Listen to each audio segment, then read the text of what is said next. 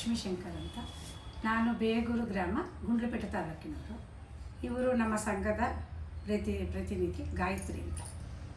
ನಾವು 2002ನೇ ಇಸ್ವಿಯಲ್ಲಿ ನಾವು ಸಾಮಾನ್ಯ ಹಳ್ಳಿಯಲ್ಲಿ ನಮ್ಮ ಕೆಲಸ, ನಮ್ಮ ಬದುಕು, ಮನೆಯಲ್ಲಿ ಅಡುಗೆ ತಿಂಡಿ ಮಾಡು, ಬಂದವ್ರನ್ನ ಒಂದು ಸಂಸ್ಕಾರದಿಂದ ಒಂದು ಸತ್ಕರಿಸೋದು, ಇದು ನಮ್ಮ ದೈನಂದಿನ ಕೆಲಸ ಆಗಿರ್ತಿತ್ತು. ಎಲ್ಲರೂ ಸಾಮಾನ್ಯ ಹೊರಗಡೆ ಹೋಗಬೇಕು ಅಂದರೆ ಎಲ್ಲರೂ ಪರ್ಮಿಷನ್ ತೊಗೋಬೇಕು. ಆದರೆ ನಮ್ಮ ಮನೆಗಳಲ್ಲಿ ಸ್ವಲ್ಪ ನಮಗೆ ಅನುಕೂಲ ಇದರಿಂದ ನಾವು ಒಳ್ಳೊಳ್ಳೆ ಕಥೆ ಪುಸ್ತಕಗಳು, ಪೇಪರ್ಗಳು, ನಾಲೆಡ್ಜ್ ಇರೋಂಥ ಬುಕ್ಗಳು ಓದ್ತಾಯಿದ್ದು. ಏನಾಯಿತು ಅಂದರೆ ಇದಕ್ಕಿದ್ದ ಹಾಗೆ 2002ರಲ್ಲಿ ಒಂದು ದಿನ ಹರೀಶ್ ಅನ್ನೋ ಒಬ್ಬರು ವ್ಯಕ್ತಿ ನಮ್ಮ ಫ್ರೆಂಡ್ ಮನೆಗೆ ಬಂದರು, ಉಷಾ ಅನ್ನೋರ ಮನೆಗೆ. ಉಷಾ ಅವರು ನಮ್ಮನ್ನೆಲ್ಲರನ್ನೂ ಕರೆಸಿದ್ರು, ನಾವೆಲ್ಲ ಫ್ರೆಂಡ್ಸ್ ಆಗಿದ್ದು. ಕರೆಸ್ಬಿಟ್ಟು ಹೀಗೆ ಅಂತಾರಾಷ್ಟ್ರೀಯ ಮಾನವ ಅಭಿವೃದ್ಧಿ ಸಂಸ್ಥೆಯಿಂದ ಒಬ್ಬರು ಬಂದಿದ್ದಾರೆ. ಅವರು ನಮಗೆ ತುಂಬ ಒಳ್ಳೊಳ್ಳೆ ವಿಚಾರಗಳನ್ನ ಹೇಳಿದ್ರು. ನಾವು ಅವರ ಸಂಸ್ಥೆಯ ವತಿಯಿಂದ ಅನೇಕ ಸಂಘಗಳನ್ನ ಮಾಡ್ತಾಯಿದ್ದಾರಂತೆ ಗುಂಡ್ಲುಪೇಟೆಯಲ್ಲಿ 64 ಹಳ್ಳಿಲೂ. ನಮ್ಮನ್ನು ಅವರು ಸೇರ್ಕೊಳ್ಳಿ, ಸಂಘ ಮಾಡಿ ಅಂತ ಹೇಳ್ತಾ ಇದ್ದಾರೆ ಅಂದರು. ಫಸ್ಟು ಮನೇಲಿ ಕೇಳಿಬಿಡ್ತೀವಿ, ಆಮೇಲೆ ಬಂದು ನಿಮಗೆ ಹೇಳ್ತೀವಿ ಅಂತೇಳಿ ಹರೀಶ್ ಅವ್ರಿಗೆ ನಾವು ಹೇಳ್ದು. ನಂತರ ಬಂದು ಮನೆಯಲ್ಲಿ ನಮ್ಮ ಯಜಮಾನರು, ನಮ್ಮ ಮಾವ ಎಲ್ಲ ಇದ್ರು. ಕೇಳೋದಕ್ಕೆ ನೋಡಮ್ಮ, ಒಳ್ಳೆ ವಿಚಾರ ಆದರೆ ಬದಲಾವಣೆ ಇರಬೇಕು ಜೀವನದಲ್ಲಿ, ಅದು ನಮ್ಮನ್ನೇ ಬದಲಾಗಷ್ಟು ಬದಲಾವಣೆ ಬೇಡ, ಬದಲಾವಣೆ ಇರಲಿ, ಹೋಗಿದ್ದು ಬನ್ನಿ, ಒಳ್ಳೆ ವಿಚಾರಗಳು ತಿಳ್ಕೊಂಬಂದು 4 ಜನಕ್ಕೆ ಹೇಳಿ ಅಂತ ಹೇಳಿದ್ರು. ಸರಿ, ನಂತರ ನಾವು ಎಲ್ಲ ಡಿಸ್ಕಸ್ ಮಾಡಿ ಹರೀಶ್ ಅವ್ರಿಗೆ ಹೇಳ್ತೀವಿ ಅಂತೇಳಿ ಒಂದು 20 ಮೆಂಬರ್ಸ್ನ ಎಲ್ಲ ಮೆಂಬರ್ಸ್ ಮಾಡಿಕೊಂಡು ಅಂತಾರಾಷ್ಟ್ರೀಯ ಮಾನವಾಭಿವೃದ್ಧಿಯ ಸಂಸ್ಥಾಪಕರಾದ ಅಜಯ್ ಕುಮಾರ್ ಸರ್ ಅವರು ತಮ್ಮ ಸಹೋದ್ಯೋಗಿಗಳೊಂದಿಗೆ ಬಂದು ಒಂದು ದಿವಸ ಈ ರೀತಿ ಹೇಗೆ ಏನು ಈ ಸಂಸ್ಥೆಯಿಂದ ಏನು ಅನುಕೂಲ ಆಗುತ್ತೆ ಅಂತ ಎಲ್ಲ ಹೇಳಿದ್ರು. ಅವರು ಸೀದಾ ಸಾದಾ ಸರಳ ಸಜ್ಜನಿಕೆ ವ್ಯಕ್ತಿ ಅನ್ನಿಸ್ತು. ಯಾಕೆಂದರೆ ಅವ್ರು ನುರಿತ ವೈದ್ಯಕೀಯ ರಂಗದಲ್ಲಿ ಕ್ಯಾನ್ಸರ್ ರೋಗದ ಹಾಸ್ಪಿಟ್ಲನ್ನ ಇಟ್ಕೊಂಡು ಅಂಥ ಒಳ್ಳೆ ಡಾಕ್ಟ್ರು. ನಾವೇನು ಅಂದ್ಕೊಂಡು ಡಾಕ್ಟ್ರು ಬರ್ತಾಯಿದ್ದಾರೆ ಸಂಸ್ಥೆಯವರು ಅಂತ ಹೇಳಿದಾಗ, ನೀವು ಸೂಟು ಬುಟ್ಟಿ ಎಲ್ಲ ಹಾಕೊಂಡಿರ್ತಾರೆ, ಜೋರಾಗಿ ಇಂಗ್ಲೀಷಲ್ಲಿ ಮಾತಾಡ್ತಾರೆ, ಏನೋ ನಮಗೆ ಅವ್ರ ಬಗ್ಗೆ ಒಂಥರ ದಿಗಿಲಿತ್ತು. ಆದರೆ ಅವ್ರು ಬಂದವ್ರು ಏನು ಮಾಡಿದ್ರು, ನಮ್ಮ ಸಂಘ ಎಲ್ಲ ಮೆಂಬರ್ಸ್ ಸೇರಿದಾಗ ಬಂದು ಸಾಮಾನ್ಯವಾಗಿ ಎಲ್ಲರ ಕೆಳಗಡೆ ಕೂತ್ಕೊಂಡ್ರು, ವಿನಿಮಯ ಮಾಡಿದ್ರು. ನೋಡಿ, ನಿಮಗೆ ಹೀಗೆ ಹೊರಗಡೆ ಜಗತ್ತನ್ನ ನೀವು ನೋಡಬೇಕು, ಯಾವುದಾದ್ರು ಅನ್ಯಾಯ ಆದಾಗ ಅದನ್ನು ಪ್ರತಿಭಟಿಸಬೇಕು, ನ್ಯಾಯವಾಗದೇ ಇದ್ದ ವಿಷಯಗಳಲ್ಲಿ ಅನ್ಯಾಯ ಆದಾಗ ನೀವು ಪ್ರತಿಭಟಿಸಬೇಕು, ಈ ರೀತಿ ಪ್ರತಿಯೊಂದು ಒಂದು ದೇಹಗಳನ್ನೆಲ್ಲ ಹೇಳ್ತಾ ಬಂದರು. ಸರಿ ಅಂತೇಳಿ ನಾವು ಸಂಘನ ಓಪನ್ ಮಾಡಿದ್ರು ಎಲ್ಲ ಸೇರಿ. ಮಾಡಿದ್ಮೇಲೆ ಏನಾಯಿತು, ನಾವು ವಾರ ಸಂಘ ಇಟ್ಕೊಳ್ಳೋಣ ಅಂತ ಹೇಳಿದವರು. ಪ್ರತಿ ಗುರುವಾರ ಸಂಘ ಇಟ್ಕೊಳ್ಳಿ ಅಂದರು. ಮೊದಲನೇದಾಗಿ ನಮ್ಮ ಮನೆಯಲ್ಲೇ 4 ವಾರ ಸಂಘಗಳು ನಡೀತಾಯಿತ್ತು. ಪ್ರತಿ ಗುರುವಾರ 3 ಗಂಟೆಯಿಂದ 4 ಗಂಟೆವರೆಗೆ 20 ಜನ ಸೇರ್ತಾಯಿತ್ತು. ಸೇರುವಾಗ ಅವ್ರು ಹೇಳಿದರು, ಸ್ಟಾರ್ಟಿಂಗ್ 10 ರೂಪಾಯಿನೇ ನೀವು ಕಟ್ಕೊಂಡೋಗಿ, ತುಂಬ ಏನು ಬೇಡಿ, ಏನು ಗುಡಿದ್ರೆ ಹಳ್ಳ, ತೆನೆ ಗುಡಿದ್ರೆ ಬಳ್ಳ, ಅದರಿಂದ ಮುಂದೆ ಇಂಪ್ರೂವ್ ಆಗುತ್ತೆ, 10 ರೂಪಾಯಿನೇ ಸಾಕು ಅಂತ ಹೇಳಿದ್ರು. ಆಯಿತು ಅಂತೇಳಿ ಎಲ್ಲ 10 ರೂಪಾಯಿ ನಾವು ಕಟ್ಕೊಂಡು ಈ ಸಂಸ್ಥೆಯ ಒಂದು ಸಂಸ್ಥಾಪಕರಾದ ಅಜಯ್ ಸರ್ ಅವರು ನಿಜವಾಗ್ಲೂ ಹೇಳಬೇಕು ಅಂದರೆ ಅವತ್ತು ಸ್ವಾಭಿಮಾನದ ಬಗ್ಗೆನೂ ಮಾತಾಡಿದ್ರು ಅವರು. ನನಗೇನು ಅನ್ನಿಸ್ತು ಅಂದರೆ, ನನಗೆ ವಿವೇಕಾನಂದರು ನಿಜವಾಗ್ಲೂ ನಮಗೆ ಜ್ಞಾಪಕ ಮತ್ತು ದೊಡ್ಡ ಮಾತು ಹೇಳೋಕ್ಕಾಗಲ್ಲ. ವಿವೇಕಾನಂದರು ಏನು ಹೇಳಿದ್ರು, ನೀವು ಭತ್ತ ತುಂಬ್ಕೊಳ್ಳೋ ಚೀಲ ಆಗಬೇಡಿ, ಭತ್ತ ಬೆಳೆಯೋ ಭೂಮಿಯಾಗಿ ಅಂತ ಹೇಳಿದ್ರು ಅವತ್ತು. ಅವರು ಸ್ವಾಭಿಮಾನದ ಬಗ್ಗೆ ಮಾತಾಡಿದಾಗ ನಾನು ನಿಜವಾಗ್ಲೂ ಅನ್ನಿಸ್ತು, ಸ್ವಾಭಿಮಾನವಾಗಿರಬೇಕು, ಇನ್ನೊಬ್ಬರಿಗೆ ಕೈ ಚಾಚಬಾರ್ದು. ನಾವು ಗಂಟೆದಲ್ಲಿ ಕೊಡಲ್ಲ ಅಂತಲ್ಲ, ಕೊಡ್ತಾರೆ, ನಮ್ಮದೇ ಆದ ಒಂದು ಸ್ವಸಹಾಯ ಸಂಘದಿಂದ ನಾವು ಉಳಿತಾಯ ಮಾಡಬೇಕು ಅನ್ನೋ ಯೋಚನೆ ಬಂತು. ಸರಿ, ಎಲ್ಲ ಕಟ್ಟಕ್ಕೆ ಶುರು ಮಾಡ್ದೋ. ಅದು ಬೆಳೀತಾ 10 ರೂಪಾಯಿ ಹಾಕಿ ಒಂದು 2-3 ವರ್ಷ ಮಾಡ್ದೋ. ನಂತರ 25 ರೂಪಾಯಿ ಮಾಡ್ದೋ. ನಂತರ ಸ್ವಲ್ಪ 50 ಮಾಡ್ದೋ. ನಂತರ 100 ಮಾಡಿದ್ದು. ಸರಿ, ಏನಾಯಿತು, ಇದೇ ರೀತಿ ಬ್ಯಾಂಕ್ ಹೋಗೋದು ನಿಜವಾಗ್ಲೂ ಸರ್ ಗೊತ್ತಿರಲಿಲ್ಲ. ಗಂಡಸರೇ ಎಲ್ಲ ವ್ಯವಹಾರಗಳು ಮಾಡ್ತಾಯಿದ್ರು. ನಾವು ನಂತರ ಬ್ಯಾಂಕ್ ಹೋಗೋದು, ಪಾಸ್ಬುಕ್ ಓಪನ್ ಮಾಡಿದ್ದು, ಅಲ್ಲಿ ನಿಂತ್ಕೊಂಡು ಇದನ್ನು ಚೆಕ್ ಬುಕ್, ಪಾಸ್ಬುಕ್ ಎಲ್ಲ ನಾವು ಕಲಿತು. ತುಂಬ ಸಂತೋಷ ಆಯಿತು. ಸಂಸ್ಥೆ ಪರವಾಗಿ, ಸರ್ ಪರವಾಗಿ ನಾವು ನಿಜವಾಗ್ಲೂ ನಮ್ಮ ಸೋದರರಂತೆ ನಮ್ಮನ್ನ ಅವರು ನೋಡಿಕೊಂಡ್ರು. ಅದೇ ರೀತಿ ಅವರು ಅಹಂಕಾರ ಇಲ್ಲದೆ ದೊಡ್ಡ ವ್ಯಕ್ತಿ ಆದರೂ ನಮ್ಮ ಜೊತೆ ಕುಳಿತು ಸಮಸ್ಯೆಗಳು ಏನಿದೆ ಅದನ್ನೆಲ್ಲ ಹೇಳಿದ್ರಿಗೆ ಈ ಮುಖಾಂತರದಲ್ಲಿ ಸಹಾಯ ಮಾಡಿದ್ರಿಂದ ಅವರಿಗೆ ಮತ್ತು ಆ ಸಂಸ್ಥೆಗೆ, ಅಜಯ್ ಸರ್ ಅವರಿಗೆ ನಾವು ಯಾವಾಗಲೂ ಚಿರಋಣಿಯಾಗಿರ್ತೀವಿ. ನಂತರ ಸರ್ ಅದು 100 ಆಗಿ 200 ಆದಾಗ ಪ್ರತಿಯೊಬ್ಬರು ತಿಂಗಳಿಗೆ ಒಂದು 10,000 ತೊಗೋಬೋದು, 5,000 ತೊಗೋಬೋದು, 1,000 ಅಸಲು ಮತ್ತು ಅದ್ರ ಜೊತೆಗೆ ಪ್ಲಸ್ 100 ರೂಪಾಯಿನ ನಾವು ಬ್ಯಾಂಕ್ ಕಟ್ತಾಯಿದ್ದು. ಯಾರು ತೊಗೋತೀವಿ 10,000, ಅವರು 1,100 ರೂಪಾಯಿ ತಿಂಗಳು ಕಟ್ತಾಯಿದ್ದು. 10 ತಿಂಗಳಿಗೆ ಮುಗಿಬೇಕು, ಅದು ಶಿಸ್ತಾಗಿ ನಡೀತಾ ಇತ್ತು. ನಂತರ ನಮ್ಮ ಸಂಘಗಳಲ್ಲಿ ಮದುವೆ ಬಂದು ಹೆಣ್ಮಕ್ಳು ತಾಯಿದಿರಿದ್ರು.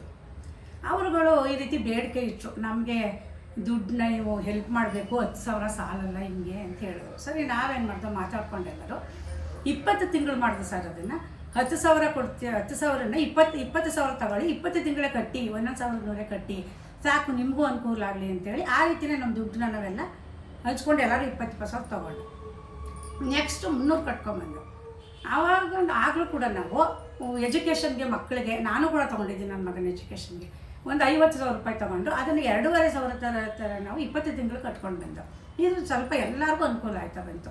ನೆಕ್ಸ್ಟ್ ಏನು ಮಾಡಿದೋ ನಾವು ತಗೊಳಕ್ಕಾಗಲಿಲ್ಲ, 50,000 ಕಟ್ಟೋದಕ್ಕೆ ನಮ್ಮ ಕೆಲಸ ಸಾಧ್ಯ ಇಲ್ಲ ಅಂದಾಗ ನಮಗೆ ಬೇಕಾದವರು ನಮ್ಮ ಸುತ್ತಮುತ್ತ ಯಾರು ಅನಾನುಕೂಲವಾಗಿರ್ತಾರೆ ಕಟ್ಟ ಅಂತ ಕೆಪಾಸಿಟಿ ಇದೆ ಅಂಥವ್ರಿಗೆ ನಾವು ಕೊಡ್ತಾ ಇದ್ದೀವಿ, ತೆಗೆದು ನಮ್ಮ ಹೆಸರು ತೆಗೆದು ಕೊಟ್ಟು ಅವ್ರನ್ನ ನಾವು ತೊಗೊಂಡೋಗಿ ಕಟ್ತಾ ಇದ್ದೀವಿ. ಇದರಿಂದ ನಮಗೆ ತುಂಬ ದುಡ್ಡಿನ ಕಾಸಿನ ವಿಚಾರದಲ್ಲಿಲ್ಲ ಸರ್, ಪ್ರತಿಭೆ. ಈಗ ನಮ್ಮಲ್ಲಿ ಹಪ್ಪಳ ಸಂಡಿಗೆ ಮಾಡೋರಿದ್ರು, ಹೂ ಕಟ್ಟೋರಿದ್ರು, ಅಂಥವ್ರಿಗೆಲ್ಲ ಈ ಪ್ರೋತ್ಸಾಹಧನ ನಾವು ಕೊಡೋದ್ರಿಂದ ಅವರು ಅದರಿಂದ ತುಂಬ ಇಂಪ್ರೂವ್ ಆಗಿದ್ದಾರೆ. ಈಗ ನೆಕ್ಸ್ಟ್ ಸರ್ ನಾವು ಇಷ್ಟು ಮಾತಾಡ್ತಾನೆ ಇರಲಿಲ್ಲ, ಮನೇಲಿ ಇರ್ತಿದ್ದೋ ಮಾತಾಡ್ತಿದ್ದೋ.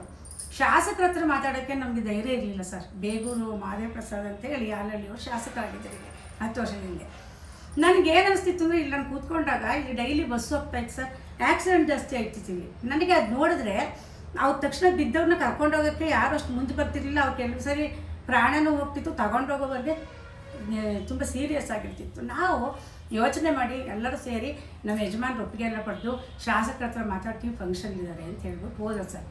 ಹೋಗಿ ಅವ್ರಿಗೆ ಮನವಿ ಪತ್ರ ಕೊಟ್ಟು, ಸರ್ ಹಿಂಗೆ ತುಂಬ ಆ್ಯಕ್ಸಿಡೆಂಟ್ ಆಗ್ತಾಯಿದೆ, ಇಲ್ಲಿ ಒಂದು ಜನರಲ್ ಹಾಸ್ಪಿಟ್ಲನ್ನ ಓಪನ್ ಮಾಡಿಸ್ಕೊಡಿ ಸರ್ ಅಂತ ಕೇಳಿದೆ. ನೋಡಮ್ಮ ಅದರ ಇಲಾಖೆ ಸಂಬಂಧಪಟ್ಟ ಹತ್ರ ಕೇಳೋಣ, ಅದಕ್ಕೊಂದು ಮನವಿ ಪತ್ರ ಕೊಡಿ, ಬೇಕಾ ಸದ್ಯಕ್ಕೆ ನಾನು ಹಂಪ್ಸ್ ಹಾಕ್ಸ್ಕೊಡ್ತೀನಿ ಅಂತ ಹೇಳಿದ್ರು ಸರ್. ಸರಿ, ಅದು ಒಂದು ಕೆಲಸ ಆಯಿತು. ನೀರು ಟ್ಯಾಂಕ್, ಬೇಗೂರು ಟ್ಯಾಂಕ್ನೇ ತೊಳಿತಾ ಇರಲಿಲ್ಲ ಮೊದಲು. ಈ ಸಂಘ ಸಂಸ್ಥೆಗಳಿಂದ ನಾವೆಲ್ಲ ಹೋಗಿ ಅಪ್ಲಿಕೇಶನ್ ಕೊಡೋಕೆ ಹೋದಾಗ ಅವ್ರು ತಿಂಗಳಿಗೊಂದ್ಸರಿ ಅದನ್ನು ತೊಳೆದು ಶುದ್ಧವಾದ ನೀರು ಬಿಡೋಕ್ಕೆ ಶುರು ಮಾಡಿದ್ರು. ಬೀದಿಗಳನ್ನೆಲ್ಲ ಬೇಗ ಸ್ವಚ್ಛ ಮಾಡೋಕ್ಕೆ ಶುರು ಮಾಡಿದ್ರು. ಇದೆಲ್ಲ ನಮಗಾಗಿದ್ದು ಆ ಸಂಸ್ಥೆಗಳಿಂದ, ಆ ಸಂಘಗಳಿಂದ. ನೆಕ್ಸ್ಟ್ ಸರ್, ಆರೋಗ್ಯದ ಮಂತ್ರಿ ಹತ್ರ ನಮಗೆ ಬರಲ್ಲ ಅದನ್ನೆಲ್ಲ ಕೇಳೋಕ್ಕೆ. ಈ ಸಂಸ್ಥೆಯ ಇವುಗಳ ಸಹೋದ್ಯೋಗಿಗಳನ್ನ ಮೀಟ್ ಮಾಡಿ ಹಿಂಗೆ ಹೇಳಿದ್ರು.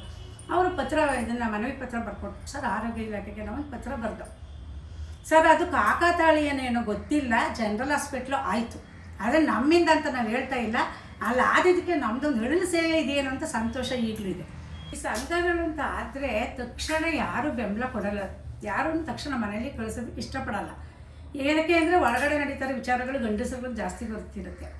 ಆ ಸಂಘಗಳಿಗೆ ನಮ್ಮ ಮನೆಯವರೆಲ್ಲ ಬೆಂಬಲ ಕೊಟ್ಟಾಗ ನಾವು ಆ ಬೆಂಬಲದಿಂದ ಸಂಘಗಳಿಗೆ ಹೋಗೋಕ್ಕೆ ಶುರು ಮಾಡಿದ್ಮೇಲೆ ಪ್ರತಿಯೊಂದು ಹೆಜ್ಜೆಗೂ ನಮ್ಮ ಮನೆಗಳಲ್ಲಿ ಸಪೋರ್ಟ್ ಆಗಿದ್ದರು, ಅಥವಾ ನನ್ನ ಸಹೋದ್ಯೋಗಿಗಳ ಮನೆಗಳಲ್ಲೂ ಸಪೋರ್ಟ್ ಆಗಿದ್ದರು. ಕೆಲವರಲ್ಲಿ ಅಸಮಾಧಾನ ಇತ್ತು, ಹೋಗಬೇಡಿ ಈ ಸಂಘಗಳು ಅಂತಾರೆ, ಅದರಿಂದ ನಮಗೇನು ಅನುಕೂಲ ಇಲ್ಲ, ನಮ್ಮ ದುಡ್ಡು ನಾವೇ ಕಟ್ಟಬೇಕು, ನಾವೇ ತಗೋಬೇಕು, ಏನೂ ಅನುಕೂಲ ಇಲ್ಲ ಅಂತ 4-6 ಮಾತುಗಳು ಕೇಳಿ ಬಂದ್ರೂ ನಾವು ನಮ್ಮ ಹಿಡಿದ ಮೇಲೆ ಬಿಡಬಾರ್ದು ಅಂತೇಳಿ ಸಂಘನ ಮುಂದುವರಿಸ್ಕೊಂಡೇ ಹೋಗ್ತಾ ಬಂದು ಕೆಲವು ಸಂಘಗಳೆಲ್ಲ ನಿಂತು ಹೋಯಿತು. ನಂತರ ನಾವು ಫಸ್ಟ್ ಮನೆಯಲ್ಲಿ ಯಾರೇ ಹೆಣ್ಮಕ್ಳೇ ಆದರೆ, ಅದು ನನ್ನ ಅನುಭವ, ನಾನು ಹೇಳ್ತಾ ಇರೋದು, ನಾವು ಈ ರೀತಿ ಹೊರಗಡೆ ಹೋಗಿ ಧೈರ್ಯವಾಗಿ ಮಾತಾಡಬೇಕು, ಎಲ್ಲ ಮಾಡಬೇಕು ಅಂದರೆ ಮನೆಯವ್ರ ಸಹಕಾರ ಮೊದಲು ಬೇಕು. ನಾವು ಮನೆಯವ್ರಿಗೆ ವಿರೋಧ ಮಾಡ್ಕೊಂಡು ಅಲ್ಲಿ ಹೋದಾಗ ನಮಗೆ ನೆಮ್ಮದಿ ಇರಲ್ಲ. ನಮಗೆ ಅವರು ಪೂರ್ಣ ಪ್ರಮಾಣ ಸಹಕಾರ ಕೊಟ್ಟಾಗ ನಾವು ಮೊದಲು ಮನೆಯಲ್ಲಿ ನಾವೇನು ಮಾಡಬೇಕು, ಬೆಳಗ್ಗೆ ಎದ್ದು ಆ ಕಾರ್ಯಗಳನ್ನು ಮಾಡಬೇಕು, ಅಡುಗೆ ತಿಂಡಿ, ಮಕ್ಕಳು ಓದಿಸೋದು, ಕಾಲೇಜು ಸ್ಕೂಲು ಕಳಿಸೋದು, ಆ ಗಂಡಂದಿರನ್ನ ಅಂಗಡಿಗೂ ಆಫೀಸ್ಗೂ ಕಳಿಸೋದು, ಅವ್ರನ್ನ ಅತ್ತೆ ಮಾವನ ಒಟ್ಟು ಇದೆಲ್ಲ ಮಾಡಿ ನಾವು ಹೋಗಬೇಕು ಹೋಗ್ತಾ ಇದ್ದು ಹೊತ್ತು ಇದನ್ನೆಲ್ಲ ಅರ್ಧಂಬರ್ಧ ಮಾಡಿ ಹೋಗ್ತಿರ್ಲಿಲ್ಲ. ಯಾಕೆ ಆ ರೀತಿ ನಾವು ಹೋಗಿದ್ರೆ ಸಂಘಗಳಿಗೆ ಹೋಗ್ತಕ್ಕಾಗ್ತಿರ್ಲಿಲ್ಲ, ಮನೆಯವ್ರ ವಿರೋಧ ಇರ್ತಿತ್ತು. ನಾವು ಮನೆಯಲ್ಲೂ ಮಾಡಿ ಸಂಘಗಳಲ್ಲೂ ಮಾಡಿ ಯಶಸ್ವಿಯಾಗಿ ನಾವೆಲ್ಲರೂ ಸಂಘಗಳಲ್ಲಿ ನಮ್ಮ ಜೀವನ ರೂಪಿಸ್ಕೊತಾ ಬಂದು.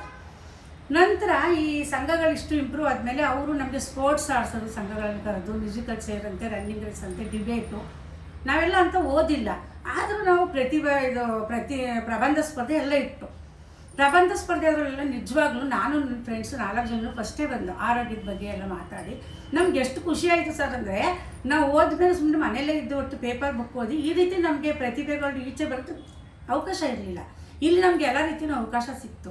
ನಂತರ ಸಂಸ್ಥೆ ಅಜಯ್ ಸರ್ ಅವರು ಒಳ್ಳೊಳ್ಳೆಯ ಒಂದು ಪ್ರೋಗ್ರಾಮ್ಗಳು ಮಾಡೋಕ್ಕೆ ಶುರು ಮಾಡಿದ್ರು. ಅಂದರೆ ತುಂಬ ಜನಗಳನ್ನೆಲ್ಲ ಸಂಘಗಳ 64 ಹಳ್ಳಿಗಳಿರೋ ಸಂಘಗಳನ್ನೆಲ್ಲ ಸೇರಿಸಿ ಉಜ್ವಲ ಆಂದೋಲನ ಅಂತ ಒಂದು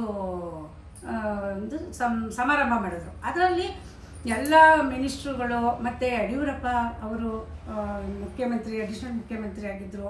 ಮತ್ತು ಪ್ರತಿಯೊಂದು ಉನ್ನತವಾದ ವ್ಯಕ್ತಿಗಳು ಆ ದಿನಗಳು, ಚೇತನ್ ಸರು ಮತ್ತು MP ಶಂಕರ್ ಅವ್ರಿಗೆ ಸನ್ಮಾನ ಮಾಡಿದ್ರು. ಎಲ್ಲ ನೋಡಿ ನಮ್ಗೆ ತುಂಬ ಸಂತೋಷ ಆಯಿತು. ಆಗ ನಾನು ಅದರಲ್ಲಿ ಆ್ಯಂಕರ್ ಕೂಡ ನೀವು ಮಾತಾಡಿ ಚೆನ್ನಾಗಿ ಅಂತ ನನಗೆ ಅದಕ್ಕೊಂದು ಅವಕಾಶನೂ ಮಾಡಿಕೊಟ್ಟಿದ್ರು. ಅಂದರೆ ನಿಜವಾಗ್ಲೂ ನಾನು ಆ್ಯಂಕರ್ ಮಾಡೋದಕ್ಕೆ ಟ್ರೈನಿಂಗ್ ತಗೊಳ್ಳೋಕ್ಕೂ ನಾನು ಹೋಗೋಕ್ಕಾಗಲಿಲ್ಲ ಸರ್. ಆಗ ಮನೆಗಳಲ್ಲಿ ಮಕ್ಕಳಿಗೆ ಎಕ್ಸಾಮ್ ಇತ್ತು. ಮನೇಲೇ ಕುಳಿತು ನನಗೆ ಬಂದಿದ್ದು ತಿಳ್ಕೊಂಡಾಗ ನಾನು ಹ್ಯಾಂಕರಿಂಗ್ ಮಾಡಿದೆ. ಅದರಿಂದ ಎಲ್ಲ ಜನಗಳಿಗೂ ನಾನು ಏನು ಹೇಳಬೇಕು, ನನ್ನ ಅನುಭವಗಳು ಹೇಗಿರಬೇಕು, ನಾವು ಹೇಗಿರಬೇಕು, ಮನೆಯಲ್ಲಿ ಸಂಘಗಳಿಗೆ ಬಂದಾಗ ಹೇಗಿರಬೇಕು, ಬ್ಯಾಂಕಲ್ಲಿ ಹೇಗೆ ಗುರುತಿಸ್ಬೇಕು, ನನಗೆ ಗೊತ್ತಿರೋ ಅಂಥದ್ದು ನನಗೆ ಅವ್ರು ಹೇಳಿದೆ. ನೆಕ್ಸ್ಟ್ ಸರ್, ಇದು ಸಂಘಗಳಲ್ಲಿ ದೊಡ್ಡ ದೊಡ್ಡ ಫಂಕ್ಷನ್ನು ನಡೀತಾನೆ ಇತ್ತು. ಹಲವು ದೇಹಗಳನ್ನ ಅವರು ಪ್ರಿಂಟ್ ಮಾಡಿ ಹೇಳ್ತಾಯಿದ್ರು. ಕುಡಿತ ಮತ್ತು ಧೂಮಪಾನದ ವಿರುದ್ಧ ಪ್ರತಿಭಟಿಸ್ಬೇಕು, ಎಲ್ಲಿ ಅನ್ಯಾಯ ಕಂಡಾಗಲೂ ಒಳ್ಳೇದು ಯಾವುದಿದೆ ಅಲ್ಲಿ ನಮ್ಮ ಅನ್ಯಾಯ ಕಂಡ ನಾವು ಪ್ರತಿಭಟಿಸಿ ಅಂತಲೇ ಹೇಳಿದರು. ಸ್ವಾಭಿಮಾನವಾಗಿ ಬದುಕಿ, ಏನು ಗೌರ್ಮೆಂಟಿಂದ ನಮಗೆ ಸವಲತ್ತು ಸಿಗುತ್ತೆ ಅದನ್ನು ನಾವು ಪಡೆಯೋಣ, ಅದನ್ನೇ ನಂಬ್ಕೊಂಡು ಕೂತ್ಕೊಳ್ಳೋದು ಬೇಡ, ನಾವು ದುಡಿಬೇಕು, ದುಡಿದು ಸ್ವಾಭಿಮಾನಿಯಾಗಿರಬೇಕು ಅಂತ ಸುಮಾರು ಒಂದು ಪ್ರೋಗ್ರೆಸ್ನೆಲ್ಲ ಮಾಡಿದ್ರು. ಸುಮಾರು ಒಂದು 5-6 ಫಂಕ್ಷನ್ಗಳು ಮಾಡಿದ್ರು. ಬೇಗೂರಲ್ಲಿ 2 ಫಂಕ್ಷನ್ ಮಾಡಿದ್ರು, ಗುಂಡ್ಲುಪೇಟೆಯಲ್ಲಿ ಒಂದು 3 ಫಂಕ್ಷನ್ ಮಾಡಿದ್ರು. ಎಲ್ಲದಕ್ಕೂ ನಾವು ಸಂಘಗಳ ಪ್ರತಿಯೊಂದು 64 ಹಳ್ಳಿಯಿಂದನೂ ಪ್ರತಿಯೊಬ್ಬರು ಬಂದು ಭಾಳ ಸಂತೋಷದಿಂದ ಏನು 200-300 ರೂಪಾಯಿ ಸೀರೆಗಳನ್ನ ಸಂತೋಷಕ್ಕೆ ಉಟ್ಕೊಂಡ್ಬಂದರು. ಅಂದರೆ ಒಬ್ರು ತೋರ್ಸೋಕ್ಕೆ 10,000-20,000ದಲ್ಲ ಸರ್, 200-300 ರೂಪಾಯಿದಾಗಲಿ ಅವ್ರು ತಮ್ಮ ಸಂತೋಷಕ್ಕೋಸ್ಕರ ಉಟ್ಕೊಂಡ್ಬಂದು ಅಲ್ಲಿ ವಿಷಯಗಳ ತಿಳ್ಕೊಂಡು, ರಾಜಕೀಯ ವ್ಯಕ್ತಿಗಳಿಗೆ ಕವಿಗಳು ಕರೆಸಿದ್ದು ವಿ ಆರ್ ಅನಂತಮೂರ್ತಿಯವರು, ಅಂಥಂಥ ದೊಡ್ಡ ವ್ಯಕ್ತಿಗಳ ಮಾತುಗಳನ್ನೆಲ್ಲ ಕೇಳ್ಕೊಂಡು ತಮ್ಮ ಜೀವನದಲ್ಲಿ ಕೆಲವಾರು ಅಳವಡಿಸ್ಕೊಂಡಿದ್ದಾರೆ ಸರ್. ಎಲ್ಲ ವಿಷಯಗಳನ್ನ, ಒಳ್ಳೊಳ್ಳೆ ವಿಷಯಗಳನ್ನ ಅಳವಡಿಸ್ಕೊಂಡಿದ್ದಾರೆ. ಇದಕ್ಕೆಲ್ಲ ಕಾರಣ ಸರಳ ಸಜ್ಜನಿಕೆಯ ಡಾಕ್ಟರ್ ಅಜಯ್ ಕುಮಾರ್ ಸರ್ ಅಂತ ನಾನು ಹೇಳ್ತೀನಿ.